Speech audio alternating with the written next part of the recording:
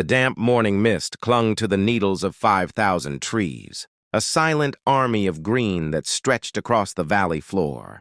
Standing on the porch of my weathered cabin, I inhaled the sharp, medicinal scent of balsam fir and Scotch pine, a smell that represented my hard-won freedom. Just 6 months ago, my life was measured in inches of manicured lawn and the exact hexadecimal code of acceptable exterior house paint. I had spent 20 years in a high-end suburban development, governed by an HOA so restrictive. It felt like living in a luxury prison. When they fined me $1,000 for planting an heirloom rosebush that wasn't on the approved botanical list, I didn't fight them. I simply put a for sale sign in the yard and bought 80 acres of overgrown timberland that shared a jagged, rocky border with a new snobbish development called Whispering Woods. My land was outside their jurisdiction, a sovereign territory of dirt and sap, and I intended to keep it that way. My transition to Farmer Elias was supposed to be quiet. But peace is a rare commodity when your neighbor is Brenda Vance. Brenda was the self-appointed Queen of the Whispering Woods HOA, a woman who treated a cul-de-sac like a kingdom. She had approached me within a week of my arrival, her heels sinking into my mud as she offered a neighborly invitation to annex my farm into their association. She spoke about property, values, and communal aesthetics, as if she were reciting scripture. I told her, politely but firmly, that I'd moved here specifically to escape people like her. The look she gave me wasn't just cold, it was predatory. She looked at my rows of maturing Christmas trees not as nature, but as unexploited assets. As November bled into December, the farm became a hive of quiet activity. I was thinning the groves, preparing for a small-scale harvest to support a local youth shelter. However, something felt off. Every morning, when I walked the perimeter near the Whispering Woods fence line, the forest felt lighter. At first, I blamed the wind or perhaps a few diseased limbs falling. But then I found the evidence. In a secluded hollow where my finest 10-foot Nordman firs grew, trees that take over a decade to reach perfection, there were stumps. They were clean, professional cuts, weeping fresh resin into the snow. Near the stumps were the distinct, heavy treads of a commercial utility vehicle, and the discarded wrappers of expensive organic granola bars. Someone was harvesting my livelihood, tree by tree, and dragging them through a temporary gap in the chain-link fence that separated my freedom from their regulations. I didn't need to be a detective to know where those trees were going. Whispering Woods was preparing for its Grand Winter Charity Bazaar, an event Brenda had been promoting on social media for a month. She promised the finest locally grown heritage evergreens, with proceeds going toward a new fountain for the community entrance. My blood turned to ice. She wasn't just stealing. She was using my hard work to fund the very type of bureaucracy I had fled. Instead of calling the sheriff immediately, I decided to play a longer game. If I stopped her now, she'd claim it was a boundary misunderstanding. I needed her to be fully committed to the lie. I spent the next 2 nights in the freezing dark, camouflaged among the branches with a high-definition thermal camera and a parabolic microphone. The second night, the Karens arrived. It wasn't just Brenda. She had a small crew of hired hands in unmarked jumpsuits.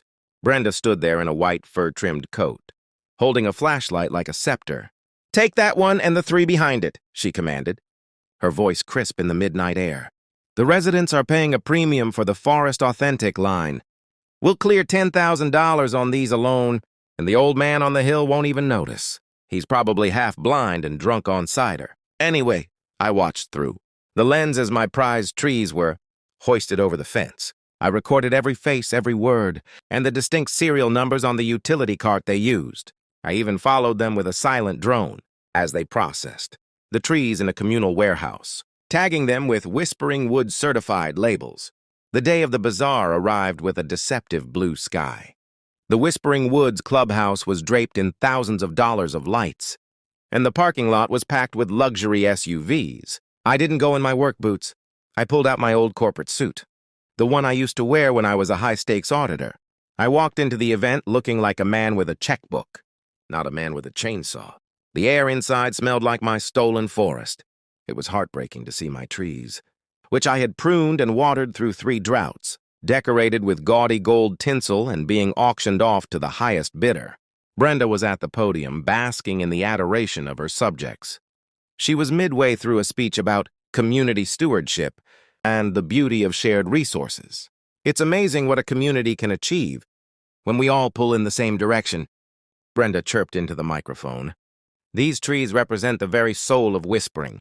Woods, shall we start the bidding for this 12-foot centerpiece? At $500?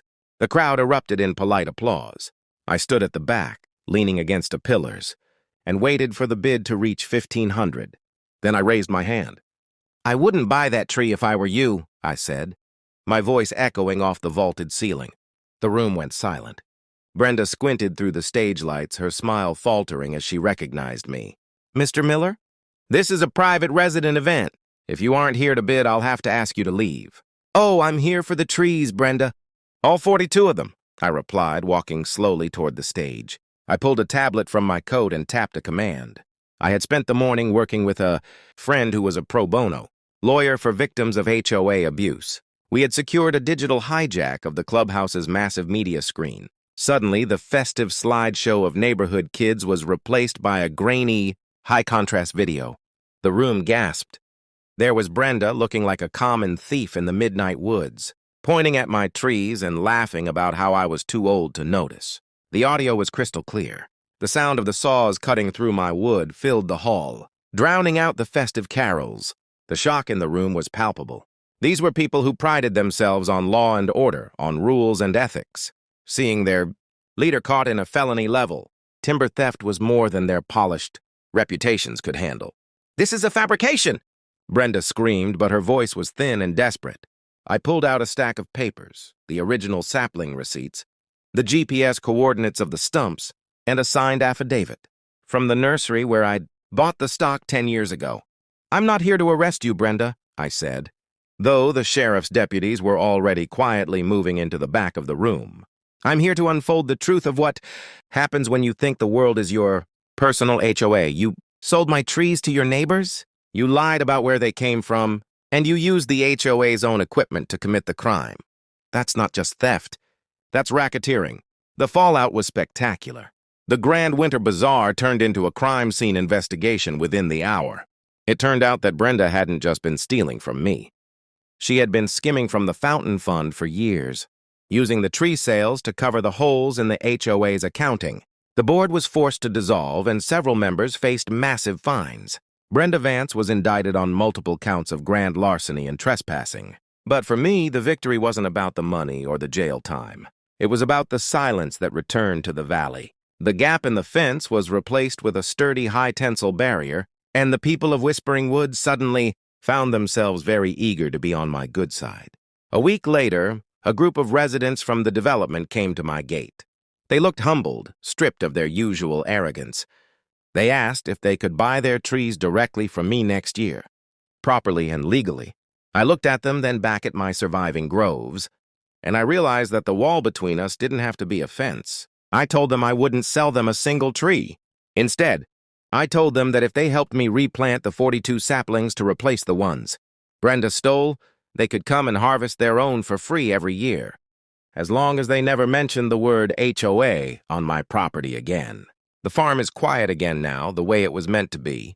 The story of the great tree heist became a legend in the county, a cautionary tale for any board member who thinks they can overstep their bounds. My farm stands as a green buffer between the world of rigid rules and the world of wild growth. Every time I look at those 42 new saplings, I'm reminded that the truth always has a way of coming to light. I bought a pine farm outside the HOA to find peace, but in the process, I found something better. I found a way to show a whole community what happens when the HOA is finally unfolded and the person behind the curtain is exposed for exactly who they are. The trees will grow tall, the seasons will turn, and the sap will eventually cover the scars on the stumps. But Brenda Vance's name will forever be synonymous with the man on the hill who couldn't be broken. As the sun sets over the ridge, casting long shadows across the valley, I know I'm exactly where I belong. No fines, no approved colors, just the scent of the pines and the sweet, unburdened air of a life lived on my own terms.